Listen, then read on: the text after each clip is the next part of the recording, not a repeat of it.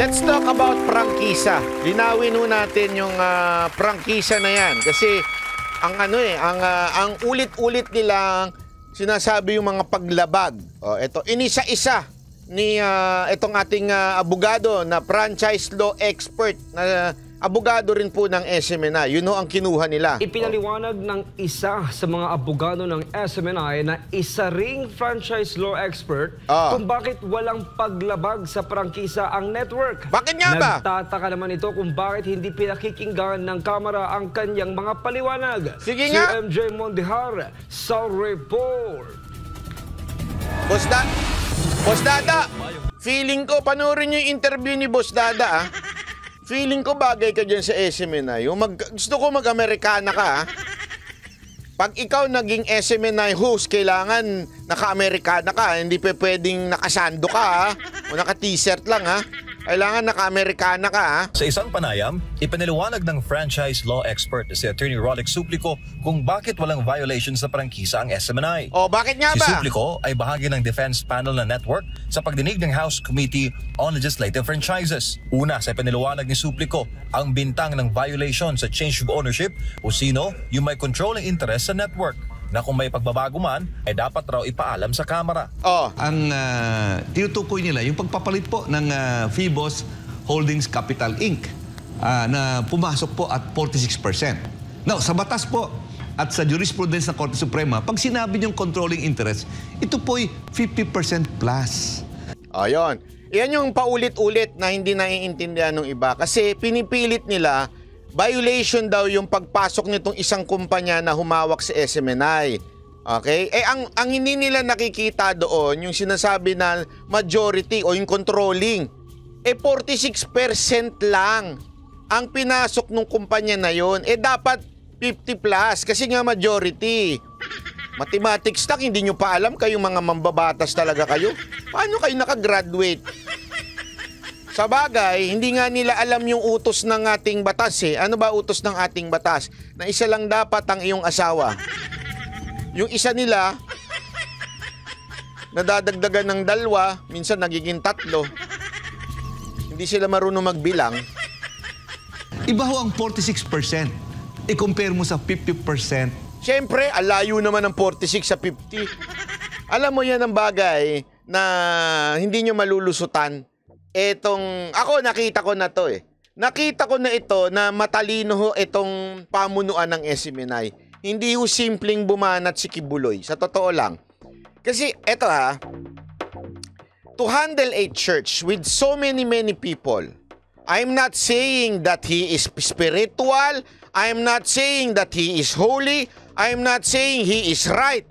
Pero isang sigurado ko. To be able to handle a lot of people only means you are a administrator. You have a gift of administrator and you have a gift of leading people. Alam mo, yan ang isang bagay na nakita nyo yung mga records, yung pinakita sa video nila Coach Olive, nila Boss Dada. Kumpleto sila ng record. Pag pumasok ka sa kingdom na yan, meron kang pipirmahan. Pag lumabas ka, may pipirmahan ka din. Ano yun? Dokumentado. Ako nga, sa totoo lang iilan lang ang hawak kong Mocha Girls. Hindi ko nga na-document lahat eh. Si Pastor Kibuloy, amantakin mo, sobrang dami, na-document niya talaga lahat. And through this abar, salamat po.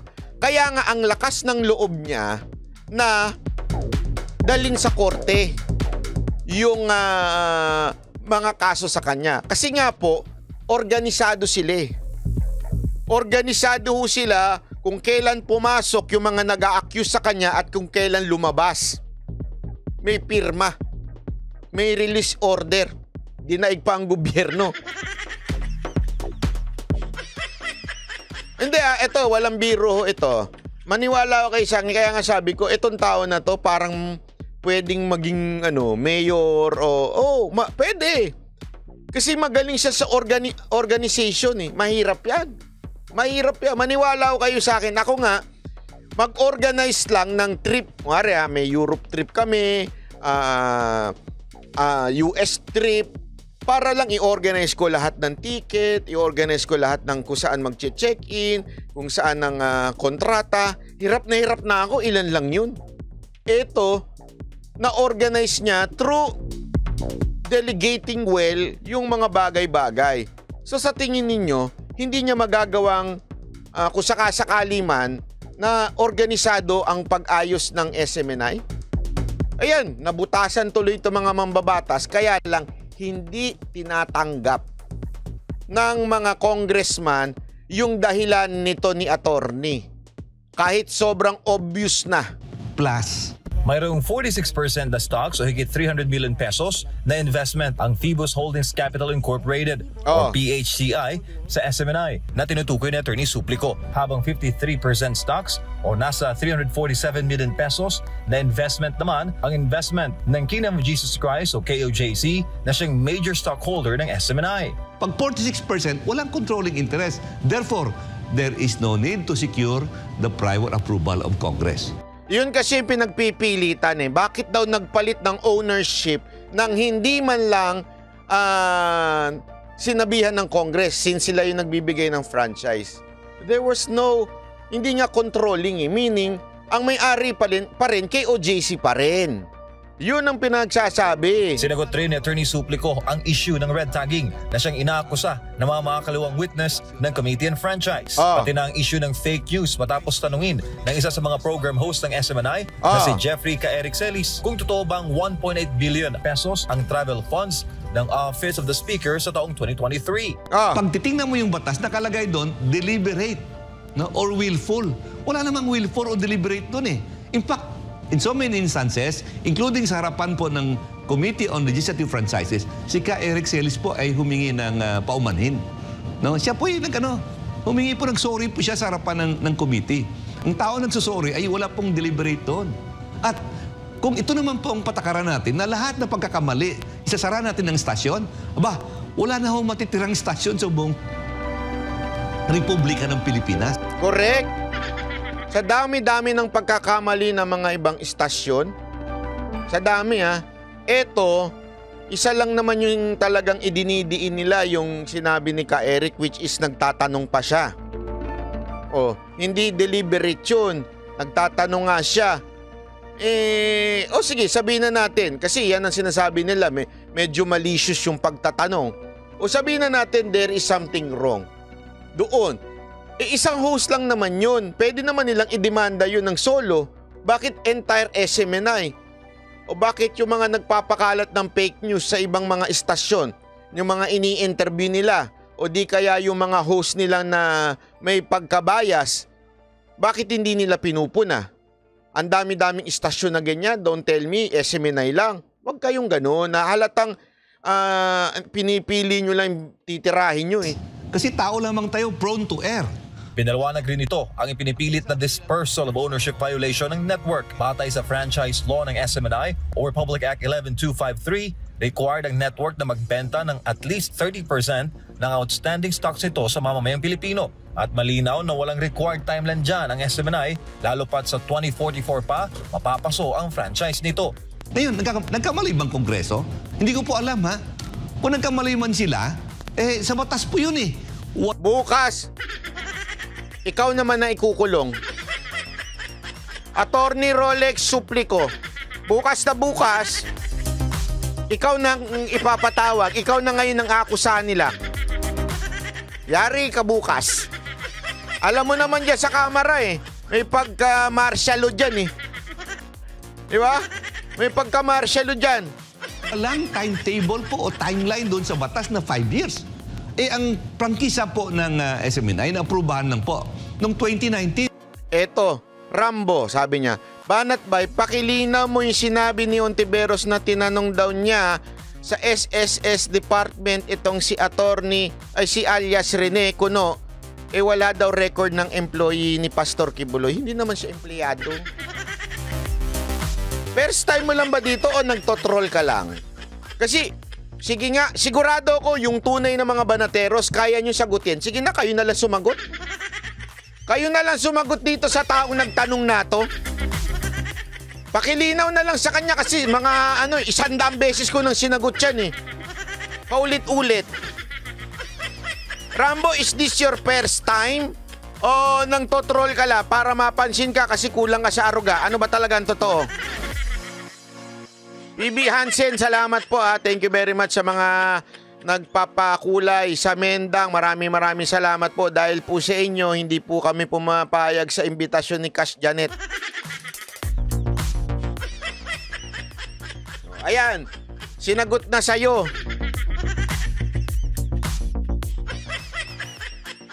Oh, ibig sabihin niya, may pagka-eng-eng ka. Oh, namnamin mo. 4 na taon pa lamang o 5 taon pa lamang in existence. So meron ka pang 20 years to fulfill it. Oh. Pero bakit mo titingnan, bakit ka magfulfill na wala namang limitasyon, walang timeline? At panghuli, sinagot ni Attorney Suplico ang issue ng reportorial requirement na dapat taon-taon ay nagsasubmit ng update sa 2 kapulungan ng Kongreso ang SMNI Madam Sara Ambali, salamat ito po. sa franchise law. Sa unang hearing pa lamang, umamin na ang committee secretary na nagsubmit ang SMNI ng kanyang reportorial requirements. At ang may kasunod po ng provision doon, nakalagay doon ng failure, ang penalty, 500 pesos per working day lamang. Hindi revocation. So hindi ko malaman bakit pipilitin nila na i-produce o pilitin lang makikita ang wala sa batas. Late part ng Siyempre, alam mo, Attorney Suplico, sa totoo lang, ang tunay naman na dahilan, kasi tinitira nyo kasi yung nila, Panginoon nila na si Tamba. Alam mo naman yung Panginoon nila. Alam mo kasi pagka mga ganyang mga laki sa alta sa syudad, yung mga elite, yung mga oligarch, yan mga sensitive ho yan. Pag binanatan mo ho sila, umiiyak kagad. O siyempre, magsusumbong yan sa mga bataan nila. Sasabihin nila doon sa mga bataan nila, pagtanggol nyo naman ako. Gawa naman kayo ng resolution supporting me. Mga iyakin kasi ang mga peking Panginoon nila Mahinang nila lang. Manamana lang yan sa pamilya nila. Oo. Madaling masaktan. Yan ang totoo. Alam mo, maniwala ko kayo. Yung mga yan, madali ho masaktan ho yung mga yan. Kaya ho ganyan yung mga style niya mga yan. Sa totoo lang, sila ho ay mga weak, ika nga. Sila ho ay talagang, alam mo na, yung iyakin. Kaya tingnan mo, pinagtatanggol siya ng mga tauhan niya, yung mga balalay niya. Yung mga enge pera, ganun.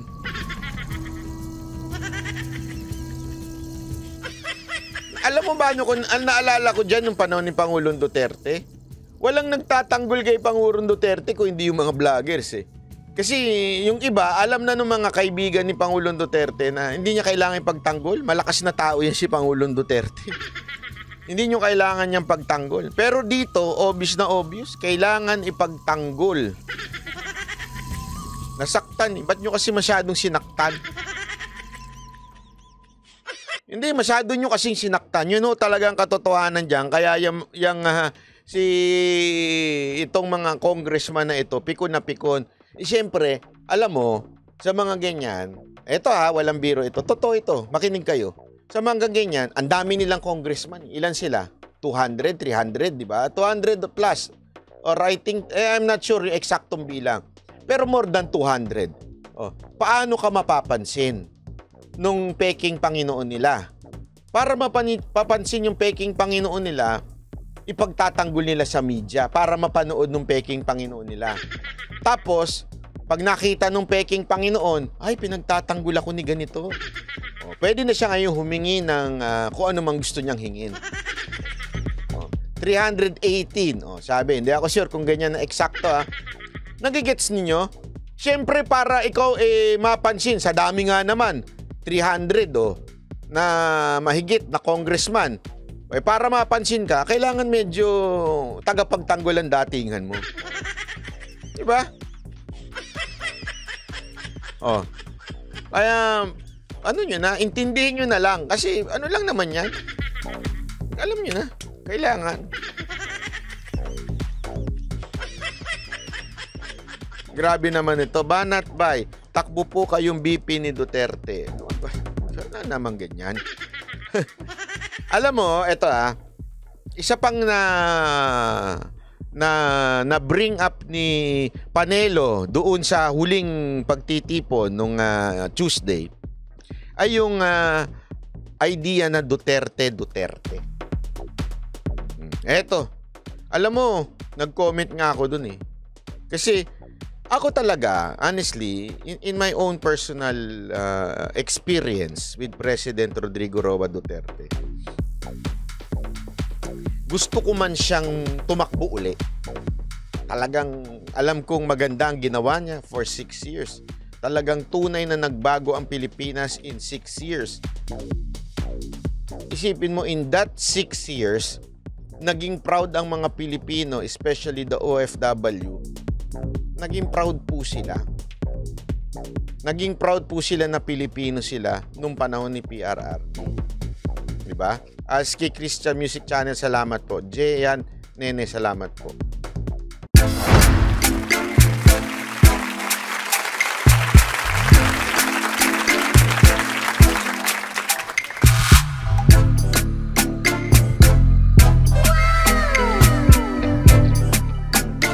The next performance will start momentarily.